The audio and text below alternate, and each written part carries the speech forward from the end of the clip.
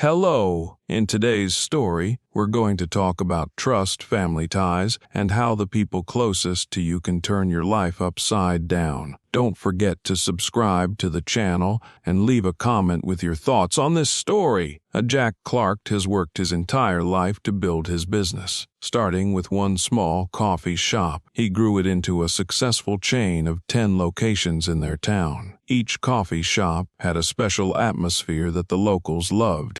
Throughout his life, Jack dreamed that his son Andrew would take over the business. He believed that the family business would unite them and become a legacy that could be passed on to future generations. When Andrew graduated from university, Jack decided that it was time to give him a controlling stake in the company. "You're the future of this company, son," he said during a gala dinner. And Andrew was grateful, but Jack noticed an unknown fire shining in his eyes. Andrew quickly set to work. His youth and ambition brought new ideas, modernizing the menu, changing the interior, and introducing a mobile ordering app. And at first glance, these seemed like great ideas, but Jack felt that something was wrong. He began to notice small things. The coffee shops that used to be filled with coziness had lost their atmosphere.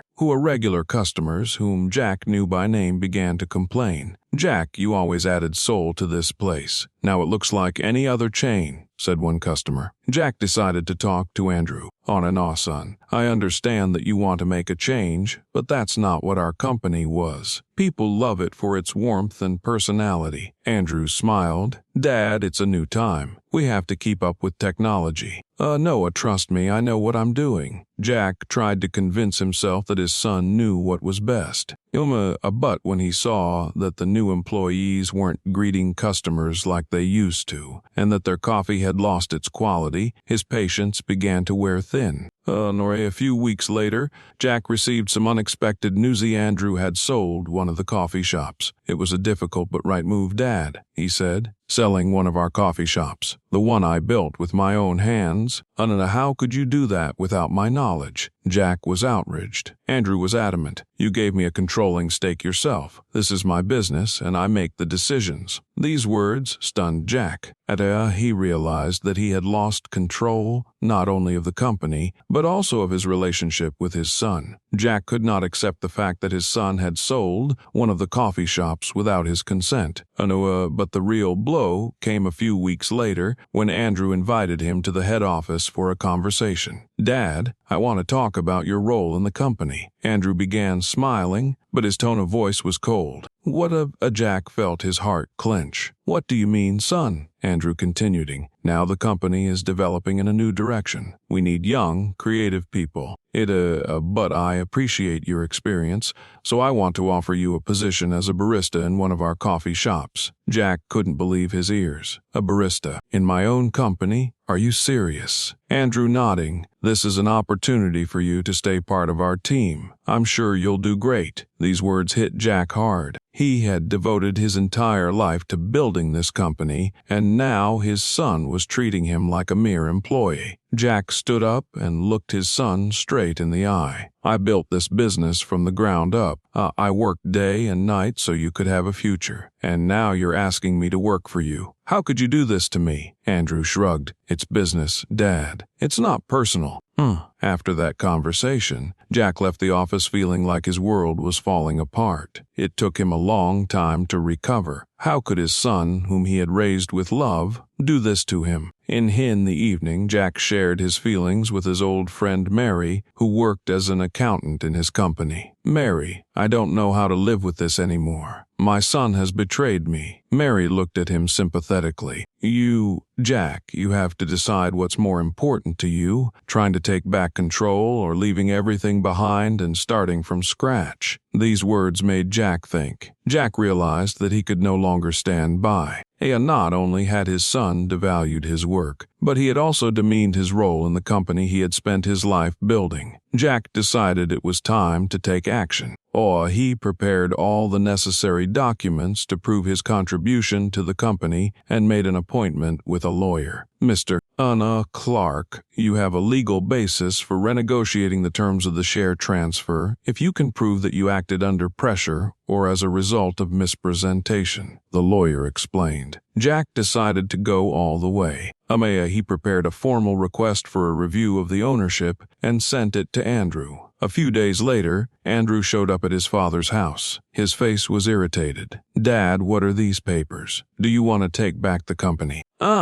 "This is ridiculous." Jack remained calm. "It's not ridiculous, son. It's only fair. I gave you a chance, but you used it to humiliate me. Now I want what's mine back." Andrew was furious. "Anna, you don't even understand how business works now. I did what was necessary to grow the company, and you just don't want to accept the changes." Jack couldn't take it anymore. "This isn't about change, Andrew. This is about respect. You've forgotten that I'm not just your partner. I'm your father." Their argument lasted for several hours. Andrew tried to convince Jack to give up his demands, but he remained adamant. Finally, Jack said, "If you want to run the company, you have to learn to respect those who created it. And if you don't, I will do everything I can to get it back." Andrew left the house, slamming the door. Jack felt that he had made the right choice, but at the same time his heart ached that his relationship with his son had reached such a critical point. After a difficult conversation with Andrew, Jack realized that the fight for the company was taking away not only his strength, but also his joy of life. His business was no longer a source of inspiration, it had become a symbol of betrayal. Jack decided to change his approach. He turned to a lawyer to find a compromise solution that would allow him to leave the company but still retain some of his assets. The lawyer offered an option. "Mr.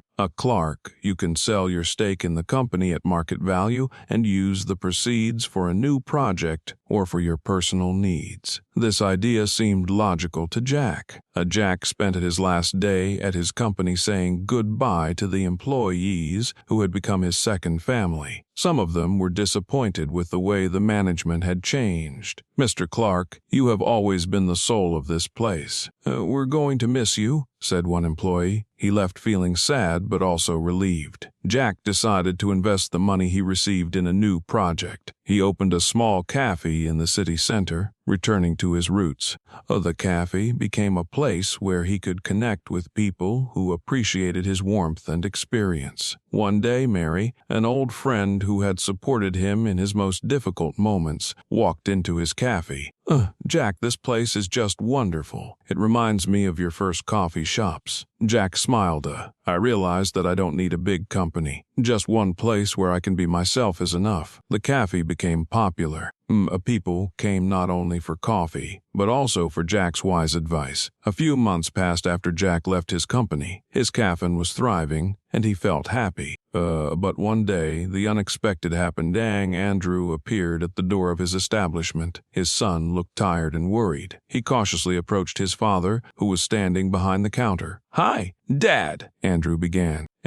Jack nodded, not hiding his mixed feelings. "What brings you here, Andrew?" Andrew sighed heavily. "Dad, I came to ask for help. The company, we're in trouble. I couldn't handle it. New hires have been unreliable, and we've lost some big clients." Jack listened but was in no hurry to answer. "You always said you knew what you were doing," he said. Andrew nodded, lowering his head. "I was wrong, Dad. I thought I could do better, but only now do I realize how right you were. You built this company on trust and caring, and I ruined it." Jack felt mixed emotions. I had hurt him to see his son in this state, but he also realized that this was a moment of truth for both of them. "What do you expect me to do, Andrew?" he asked. Andrew looked his father straight in the eye. "Dad, I need your help, and I want you to come back to the company. I can't fix this by myself." Jack thought about it. He had always wanted the company to remain a family affair, but could he trust his son again? After a long pause, Jack said, "Andrew, I'll help you, but only on one condition.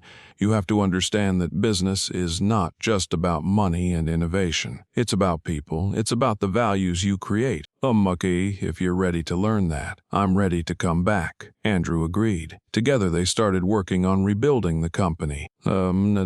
Jack rebuilt relationships with clients, and Andrew learned to respect the principles on which the business was founded. "Could you forgive such a betrayal? What would you do in Jack's place? Share your thoughts in the comments, and don't forget to subscribe to the channel.